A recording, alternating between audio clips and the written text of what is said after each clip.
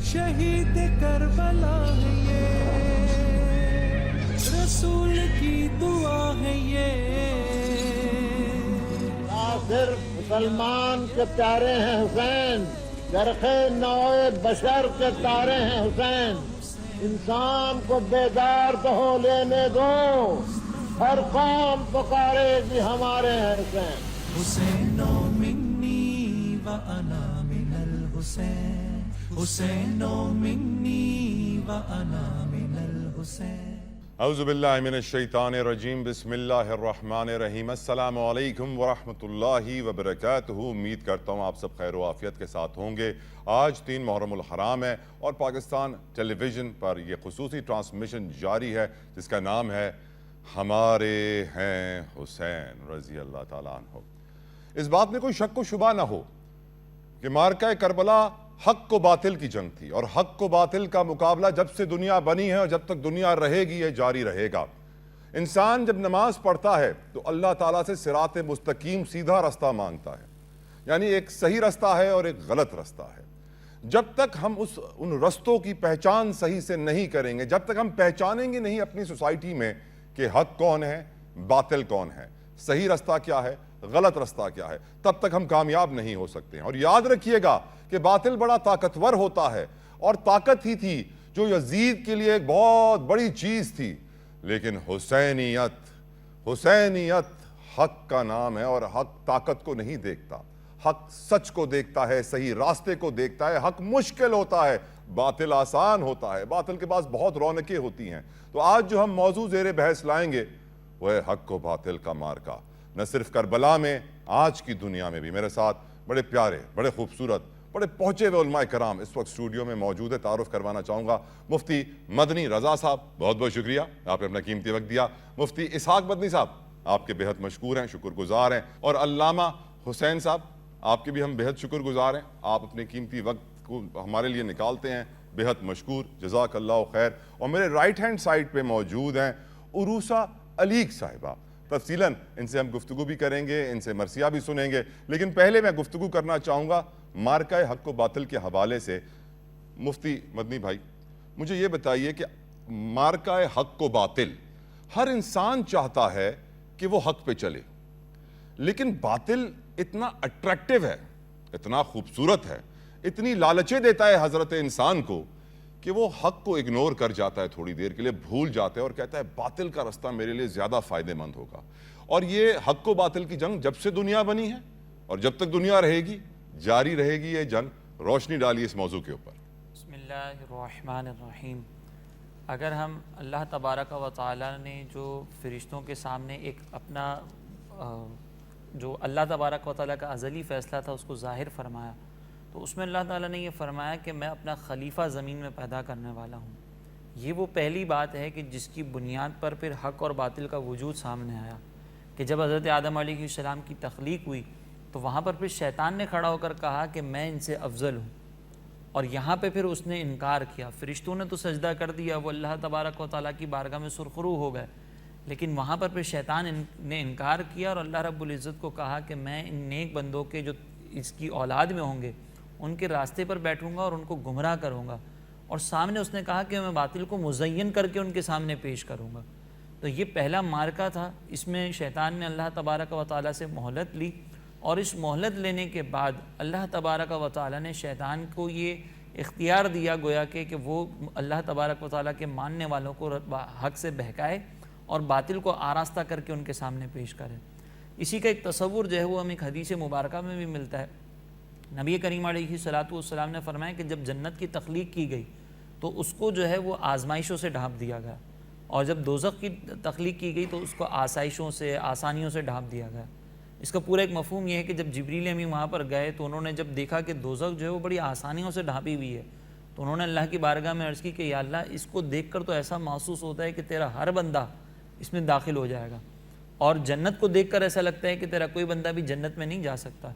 तो अल्लाह तबारक व तआला ने फरमाया कि जिब्रील, जो मुखलिस लोग होंगे, जो मेरी राह पर चलने वाले होंगे, वो इन आजमाइशों से गुजरेंगे और वो जन्नत में भी दाखिल होंगे, जन्नत को मैं उनसे पुर कर दूँगा। तो इसका मतलब ये है कि शुरू से, अज़ल से ये बात हमें बता दी गई कि हक़ पर चलना आसान नहीं होगा, हक़ पर चलने में मुश्किलात होंगी।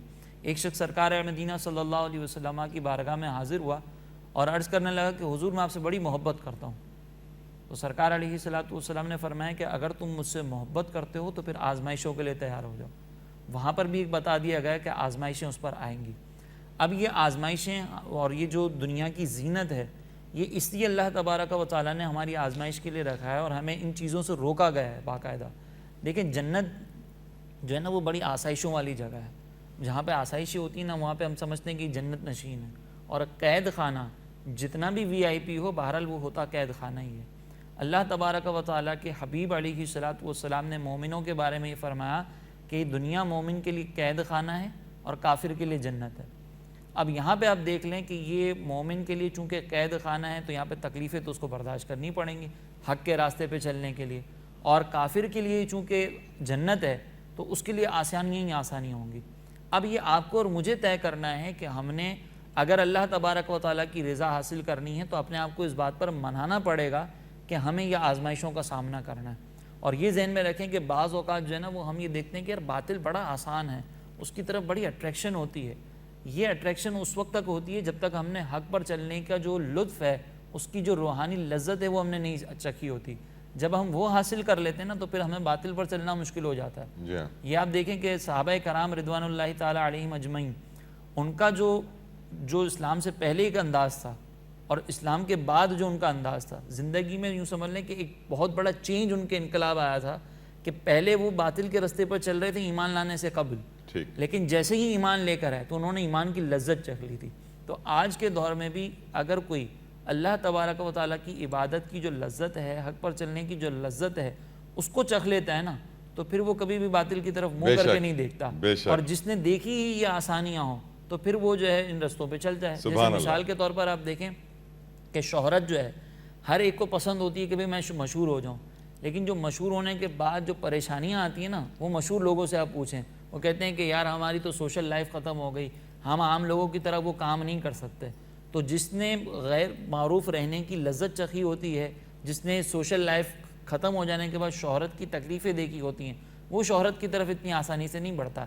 اسی طریقے سے جو حق پر چلنے کی لذتیں چکھ لے گا اس کو آسانی سے سمجھ میں آ جائے گا کہ حق کے چلنے کی کتنے مزہ ہے اور باطل پر چلنے میں کس قدر جو ہے نا وہ بے چینی اور بے قراری. حق کی امپورٹنس مفتی اسحاق صاحب آپ روشنی ڈالیے کہ ہم کس طرح اپنے نوجوانوں کو یہ ریئلائز کروائیں کہ حق مشکل ضرور ہے لیکن جو لذت بھوکے رہنے میں, پیاسے رہنے میں, صبر کرنے میں, شکر ادا کرنے میں ہے وہ ان عیاشیوں میں نہیں ہے. مفتی صاحب بسم اللہ الرحمن الرحیم. ستیزہ کار رہا ہے ازل سے تام روز, چراغ مصطفی سے شرار بلہبی. سبحان اللہ. حق و باطل دونوں نظریات ہمارے سامنے موجود ہیں, اور ایک طرف راستہ رحمان کا ہے, ایک طرف شیطان کا راستہ ہے. شیطان اپنی طرف بلا رہا ہے اور اللہ کے فرشتے میں رحمان کی طرف بلا رہے ہیں. اب یہ میرا فیصلہ ہے کہ میں اہدنا الصراط المستقیم پڑھنے کے بعد کس راستے کا انتخاب کرتا ہوں.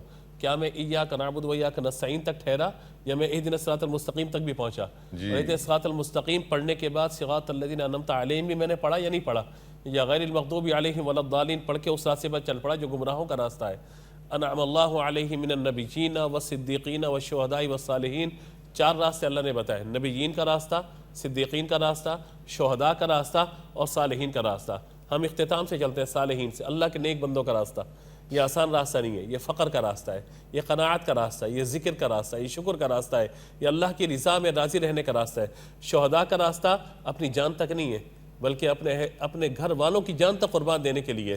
اس کے بعد آپ آجیے صدیقین کا راستہ کہ جو صالحین ہیں اور راہ حق میں شہید ہو گئے. اب وہ صدیقین کے مرتبے پہ جب وہ پہنچ جاتے ہیں تو ان کا مقام کتنا بلند و بالا ہے کہ صدیقین کا مرتبہ اللہ تعالیٰ نے نبیوں کے فوراً بعد بیان فرمایا. یعنی سب سے بڑا مرتبہ صالحین کا نہیں ہے, صالحین کا مرتبہ 4تھے نمبر پر. سب سے بڑا صراط مستقیم کا راستہ انبیاء کا راستہ ہے, اور اس کے بعد کا راستہ من النبیین والصدیقین, اس کے بعد شہداء 3 نمبر پر ہیں. تو یہ ہمیں اندازہ لگانا پڑے گا کہ اپنے قول میں سچا ہونا, اپنے فعل میں سچا ہونا, اپنے وعدے میں سچا ہونا اور اپنے کردار کا ستھرا اور سچا ہونا, یہ حق کا راستہ ہے جو آسان راستہ نہیں ہے.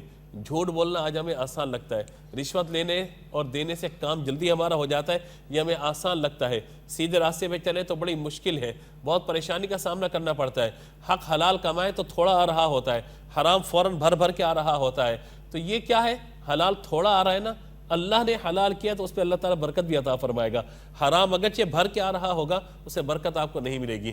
تو ہم نے کثرت اور برکت ان چیزوں کو پیمانہ نہیں بنانا, ہم نے اللہ کی رضا کو پیمانہ بنانا ہے کہ برکت اللہ تعالیٰ کے نام میں. اور جو آپ نے ذکر فرمایا کہ خوف اور بھوک اور یہ سب چیزیں, اسی کو قرآن نے بیان فرمایا کہ ایمان والے کون ہیں؟ وَلَنَبْلُوَنَّكُمْ, انہیں ضرور آزمایا جائے گا بِشَيْءٍ مِّنَ الْخَوْفِ وَالْجُوعِ وَنَقْصٍ مِّنَ الْأَمْوَالِ وَالْأَنفُسِ وَالثَّمَرَاتِ. یہ 5 باتیں. پہلا خوف ہے, ان کو خوف ہوگا, اور اس کے بعد من الخوف والجوع, پھر بھوک سے آزمائے جائیں گے.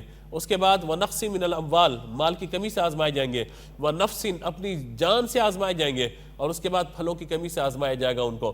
تو اب یہ دیکھیے کہ یہ ساری صفات کو آپ جمع کیجئے, اور ایمان والے جب ان مراحل سے گزرتے ہوئے آگے پہنچتے ہیں اور صبر کرتے ہوئے پہنچتے ہیں, فرمایا وَبَشِّرِ الصَّابِرِينَ, یہ صبر کرنے والوں کو خوشخبری ہے. الَّذِينَ إِذَا أَصَابَتْهُمْ مُصِیبَہ, جب انہیں مصیبت پہنچی, خوف کی, بھوک کی, مال کی کمی, جان کی, پھلوں کی کمی کی, تو یہ کہتے ہیں کہ اِنَّا لِلَّهِ وَإِنَّا إِلَيْهِ رَاجِعُونَ, ہم اللہ کا مال ہے اور اللہ کی طرف ہمیں لوٹ کر کے جانا ہے. اب اس پوری آیات کو دیکھ لیجئے آپ, اور اس کے بعد میدان کربلا کو دیکھ لیجئے. آپ کو وہاں پہ خوف بھی ایک نظر آئے گا, وہاں پہ بھوک بھی نظر آئے گی, وہاں پیاس بھی آپ کو نظر آئے گی, وہاں پر جانوں اور مالوں کی کمی بھی نظر آئے گی. لیکن جب یہ ساری کمیاں آپ دیکھتے ہیں اور اس کے بعد ان کی کیفیت دیکھتے ہیں, وَبَشِّرِ الصَّابِرِينَ کی منزل پر وہ موجود ہے, اور یہ حق کے راستے میں کھڑے ہوئے مسافر ہیں تو 72 نفوس, لیکن سبحان اللہ سامنے کے 22,000 کے لشکر پہ اتنے غالب آ چکے ہیں کہ وہ کھا پی کر اور اپنے گلوں کو پانی سے تر کر کے ان سوکھے گلے والوں کا مقابلہ نہیں کر پا رہے. اور میں جملہ عرض کرتا ہوں, شاید یہ بات پہنچ جائے کہ کسی کی تلوار کسی کی گردن پر چلتی ہے, میرے حسین کی سوکھی گردن نے یزیدیت کی تلواروں کو قیامت تک کے لیے مٹا کے رکھا. سبحان اللہ, سبحان اللہ, سبحان اللہ, کیا خوب فرمایا آپ نے مفتی صاحب. علامہ صاحب, آپ سے پوچھنا چاہوں گا, مجھے غزوہ خندق یاد آ رہی ہے, جب رحمت للعالمین آقا دو جہاں وجہ تخلیق کائنات محمد مصطفیٰ صلی اللہ تعالیٰ علیہ وآلہ وسلم اپنے پیٹ پر 1 نہیں 2 نہیں کئی پتھر 3 پتھر باندھ کے جنگ کی تیاری کر رہے ہیں. خندق میں جو پتھر ٹوٹ نہیں رہا ہے اس کے لیے آقا کو بلایا جاتا ہے کہ آپ آ کے اس پتھر کو توڑیے, ہم سے نہیں ٹوٹ رہا. آج کے دور میں کوئی شخص 1 منٹ کے لیے سوچ لے کہ مجھے پیٹ پہ پتھر باندھنا ہے تو اس پر قیامت ٹوٹ پڑے گی. علامہ صاحب. بسم اللہ الرحمن الرحیم. بہت خوبصورت مفتیان اکرام نے اس کی وضاحت فرمائی. بس تھوڑی سی آیت کا اور حصہ آگے بڑھ جاتا ہے تو صلوات علیہم الرحمہ, انہی لوگوں پر پھر قرآن وہ بھی کہہ رہا ہے انہی لوگوں پہ صلوات بھی ہے, اور کیا ہے, اللہ کی رحمت بھی آتی. یعنی جو حق کا راستہ پہچان لے, پھر رحمت خدا کہاں ہے, رحمت خدا ان کے ساتھ ہے. پھر درود و سلام کہاں ہے, پھر تاریخ ان کی شاہد بنتی ہے. پھر ہر قوم پکارتی ہے ہمارے ہیں حسین, ہمارے ہیں. یہ حق کا راستہ ہے. تو جس چیز کی طرف آپ نے ایک اشارہ کیا, خندق کا میدان, تو بہرحال یہاں ایک بڑا عجیب نظارہ ایک اور بھی ہے خندق کے میدان میں, کہ جب عمر ابن عبدود آ گیا اور جو 100 پہلوانوں پر بھاری ہے. اچھا, یہ ان کی تاریخ بھی رہی ہے. اگر میں تھوڑا سا اس کو اور وضاحت کر دوں تو حق اور باطل کا مارکا, جیسے مفتی صاحب نے کہا تھا کہ تو ازل سے ہے. یہ جھگڑا سیدھے کا نہیں تھا, جھگڑا شناخت حق و باطل کا تھا, جس کے لیے خداوند عالم نے فرمایا تھا کہ انی عالم و ما لا تعلمون. جو تم کہہ رہے ہو کہ یہ زمین پر فساد بھی کرے گا, یہ خون بھی بہائے گا, تو بالکل اپنی جگہ وہ, اور سچ بھی ہوا, دعویٰ غلط نہیں تھا. لیکن خدا نے یہ نہیں کہا کہ یہ فساد نہیں کرے گا, یہ خون نہیں بہائے گا.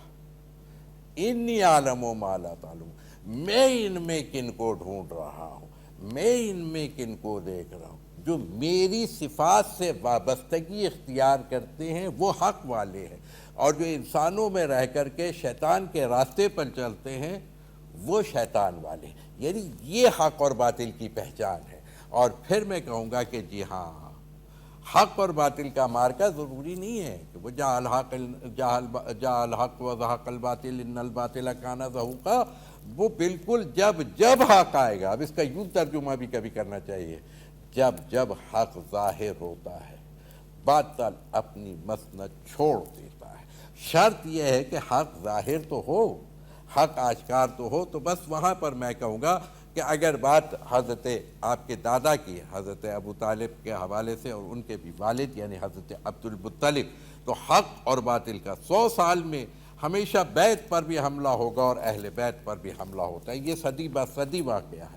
اسی صدی میں بیت پر حملہ ہوا جس کے لیے پورے قرآن کی سورہ نازل ہوئی. وہ بھی حق اور باطل کا مارکا تھا کہ حبشہ سے اٹھ کر کے آیا تھا کہ بسم اللہ الرحمن الرحیم الم تر کیف فعل ربک باصحاب الفیل الم یجعل کیدہم فی تضلیل وارسل علیہم طیرا ابابیل. یہ قاسم معقول ہو جاتے ہیں. آج بھی جو حق کے مقابلے میں آیا, چاہے وہ بیت کے مقابلے میں آئے یا اہل بیت کے مقابلے میں آیا ہو, دونوں قاسم معقول ہیں. وہ کھائے ہوئے بھوسے کی مانند ہو جاتے ہیں. کیوں کہ جو حق کو پہچانے گا وہ دنیا میں بھی زندہ ہے, آخرت میں بھی زندہ ہے. سبحان اللہ, جو سبحان حق اللہ, کو علامہ نہیں صاحب, پہچانے گا سبحان وہ اللہ. دنیا میں بھی مردہ ہے, آخرت میں بھی مردہ ہے. اور علماء قتل کرام حسین اصل میں مرگ یزید ہے. بلا شبہ, بلا شبہ. اور اسلام زندہ ہوتا ہے ہر کربلا کربلا کے کے بعد, بعد. یا اسلام زندہ ہو گیا بس کربلا کے بعد. بلا شبہ, بلا شبہ. اور اس بڑی خوبصورت گفتگو کے بعد میں یہ سمجھ گیا ہوں کہ اہل بیت اور حق ہمیشہ ساتھ ہوں گے. ان کو آپ کبھی جدا نہ پائیں گے. ایک بریک لیتے ہیں. شہید کربلا ہے یہ, رسول کی دعا ہے یہ. آخر مسلمان کے پیارے ہیں حسین, چرخ نوع بشر کے تارے ہیں حسین. انسان کو بیدار تو ہو لینے دو, ہر قوم پکارے گی ہمارے ہیں حسین. حسین منی وانا من الحسین, حسین منی وانا من الحسین. شہید کربلا ہے یہ, رسول کی دعا ہے یہ. آخر مسلمان کے پیارے ہیں حسین, چرخ نوع بشر کے تارے ہیں حسین. انسان کو بیدار تو ہو لینے دو, ہر قوم پکارے گی ہمارے ہیں حسین. حسین منی وانا من الحسین, حسین منی وانا من الحسین. ایک بار پھر آپ کو خوش آمدید کہوں گا. پی ٹی وی پر یہ خصوصی ٹرانسمیشن محرم الحرام کی ہمارے ہیں حسین جاری ہے, اور ہمارے سیٹ پر اس وقت بڑی ایک باکمال خاتون موجود ہے جن کا نام ہے عروسہ علی, اور منقبت کا نذرانہ بھی پیش کریں. شبیر سا بھائی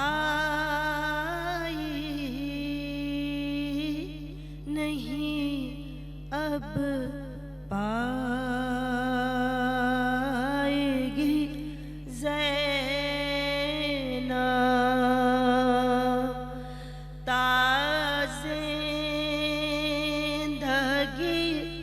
سر خاک پر ٹکرائے گی زینب, تا زندگی سر خاک پر ٹکرائے گی زینب.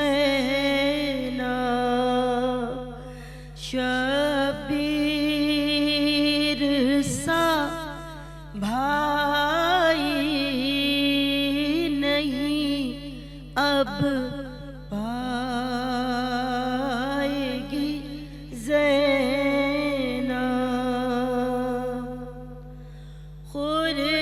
خورشید نے بھی قرض لیا,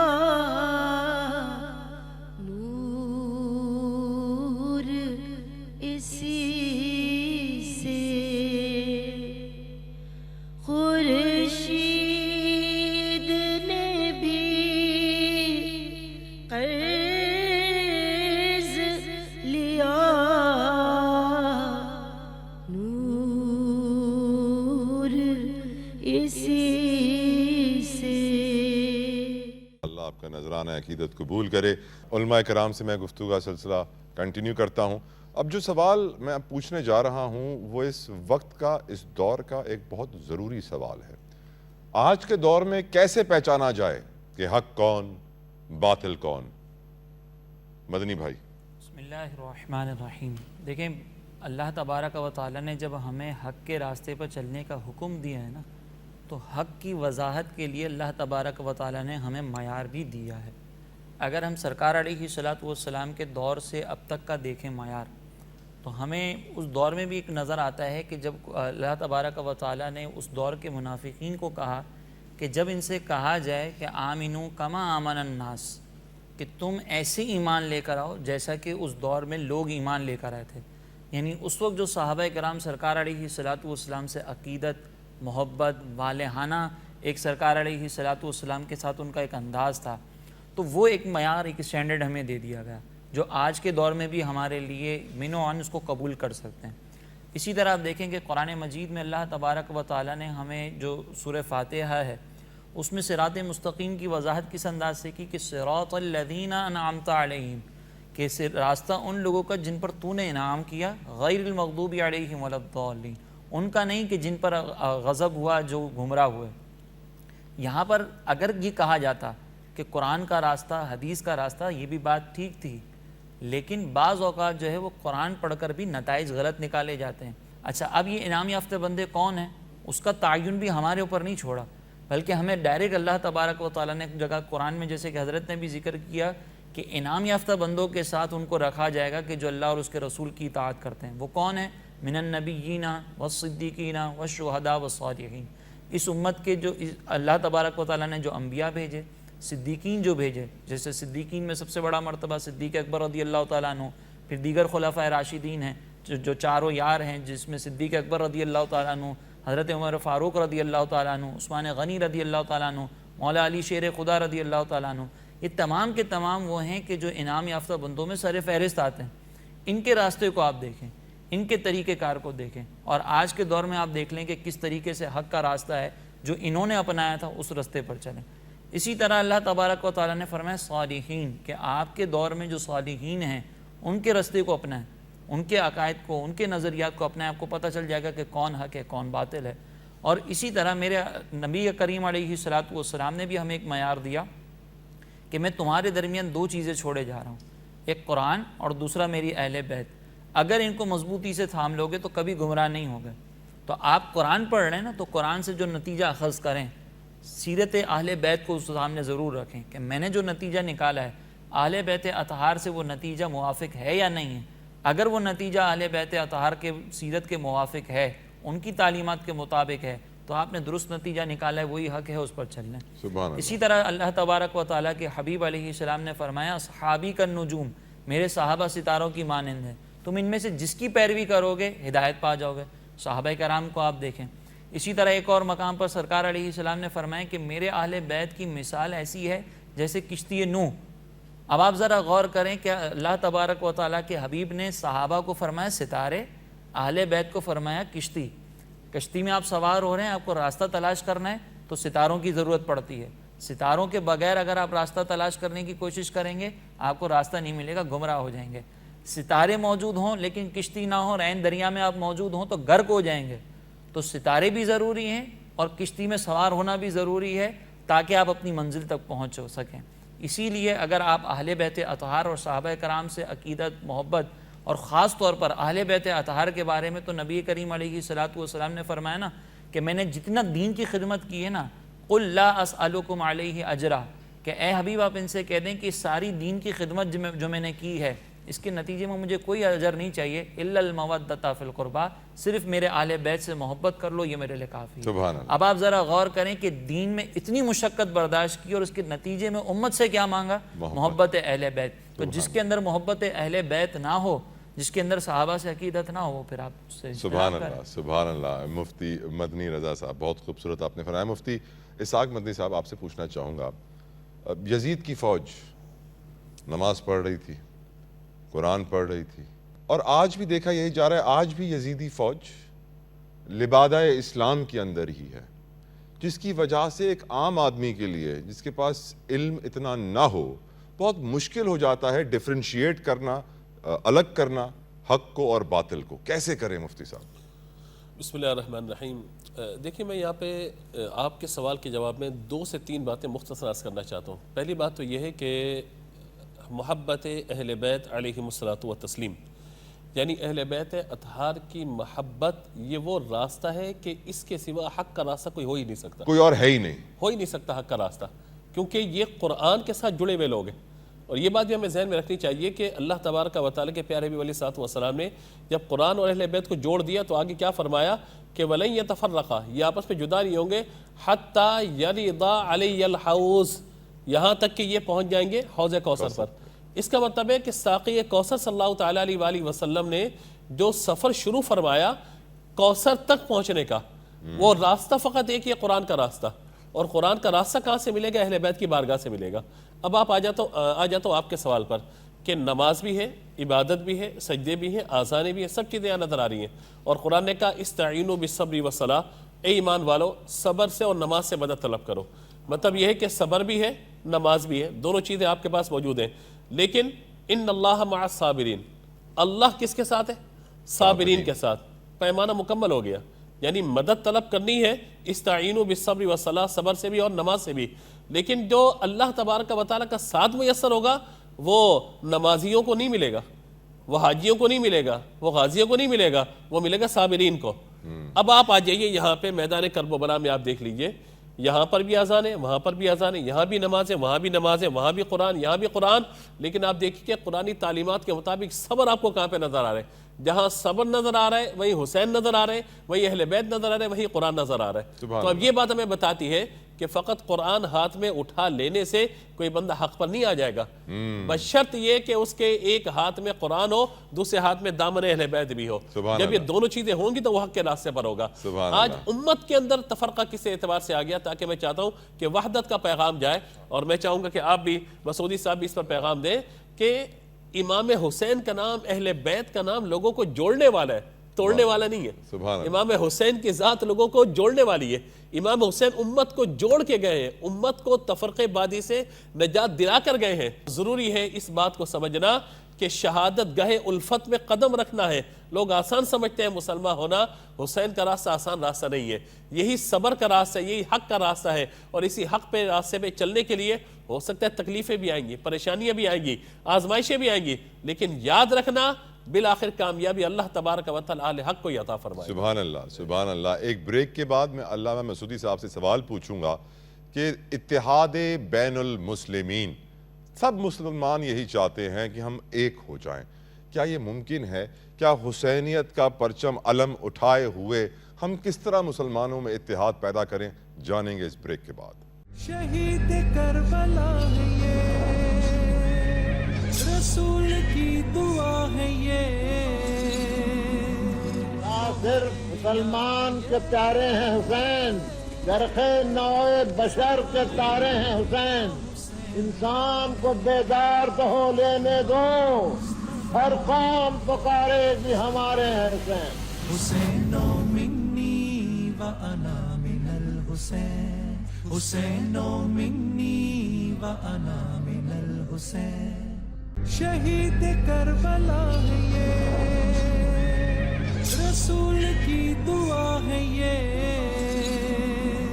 نہ صرف مسلمان کے پیارے ہیں حسین، چرخ نوع بشر کے تارے ہیں حسین، انسان کو بیدار تو ہو لینے دو، ہر قوم پکارے گی ہمارے ہیں حسین۔ حسین منی وانا من الحسین، حسین منی وانا من الحسین، ہمارے ہیں حسین۔ پی ٹی وی پر محرم الحرام کی خصوصی ٹرانسمیشن جاری ہے۔ میرے ساتھ بڑے پیارے علماء کرام اس وقت اسٹوڈیو میں موجود ہیں، اور جو سوال میں اس وقت اپنے علماء کرام سے پوچھنا چاہتا ہوں کہ حسینیت کا علم اٹھائے ہم اتحاد بین المسلمین کیسے حاصل کریں؟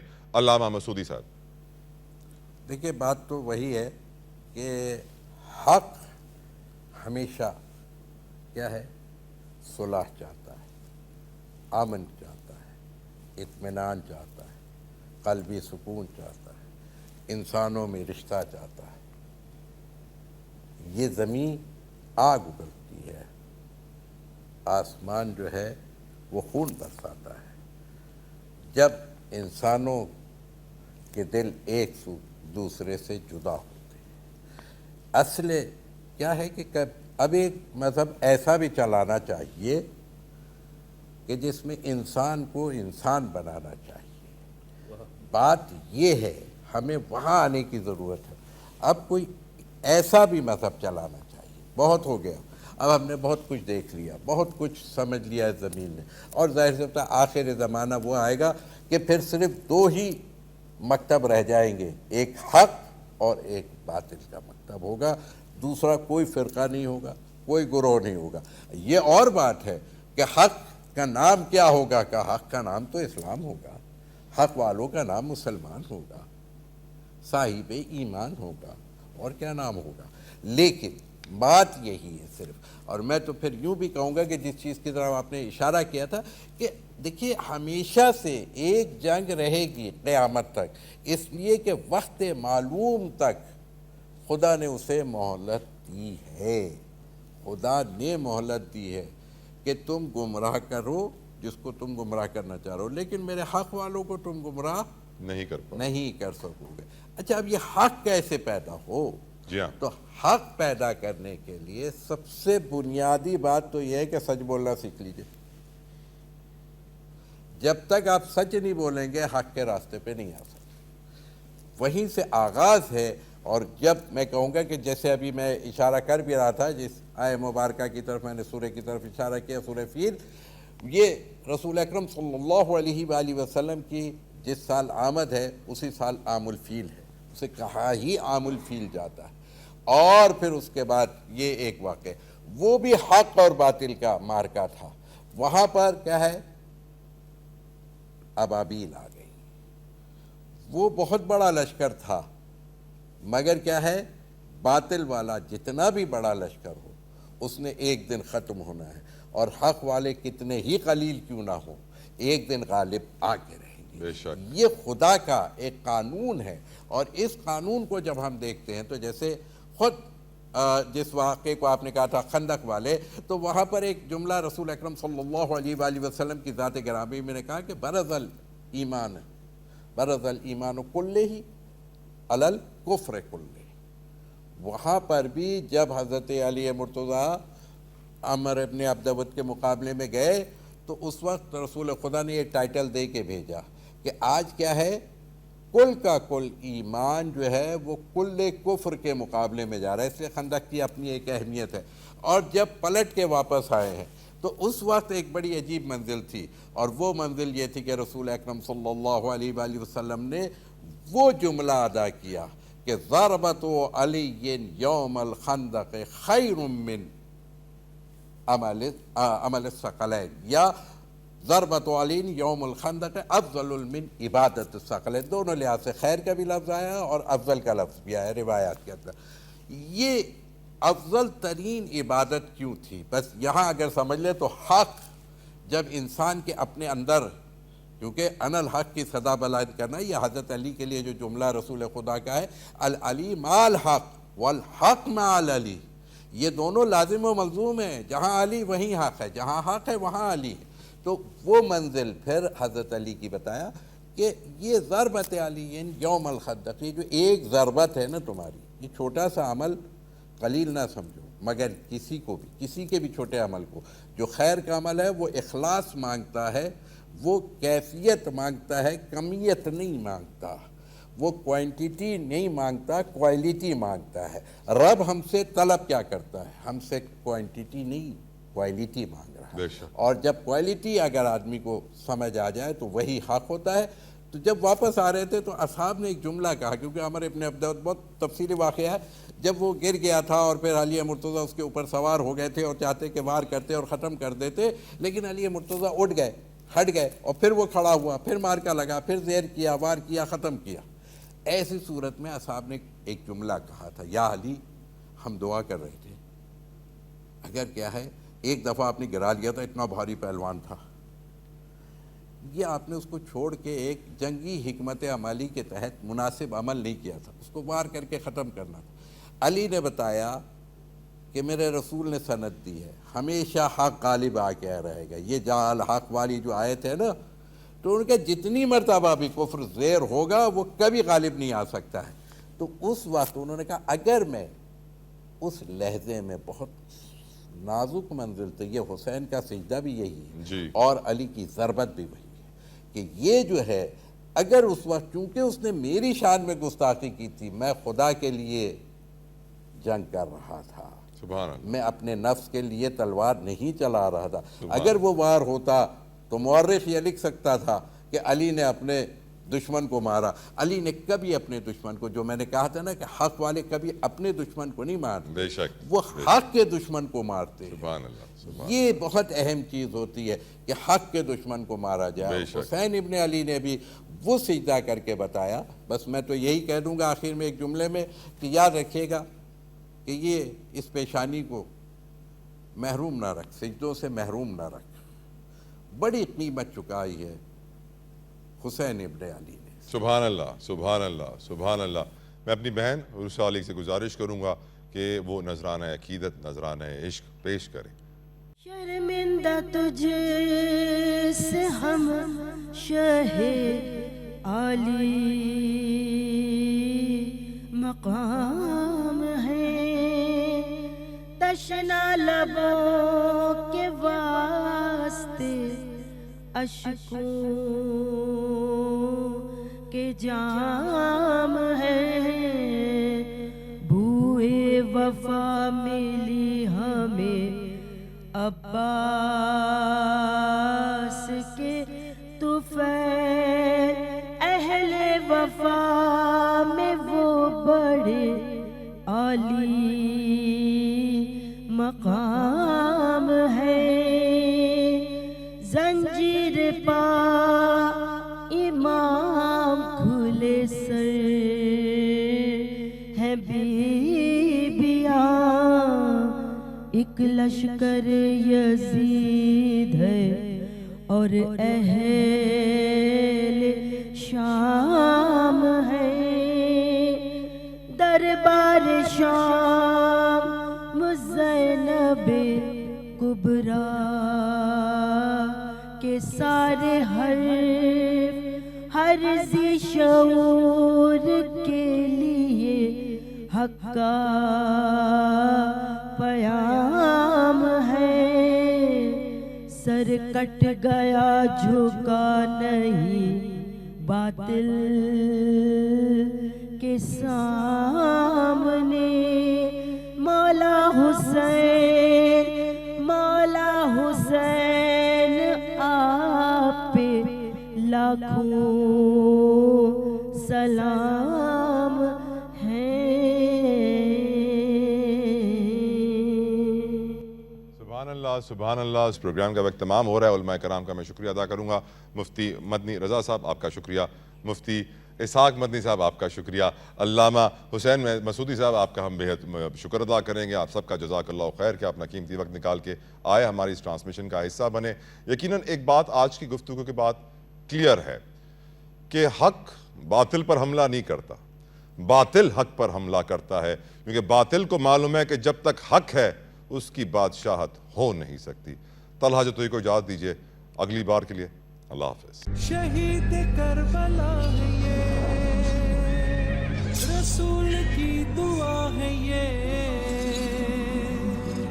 सिर्फ मुसलमान के प्यारे हैं हुसैन, जरखे नौए बशर के तारे हैं हुसैन, इंसान को बेदार तो हो लेने दो, हर कौम पुकारेगी हमारे हैं हुसैन। हुसैनो मिन्नी व अना मिनल हुसैन, हुसैनो मिन्नी व अना मिनल हुसैन।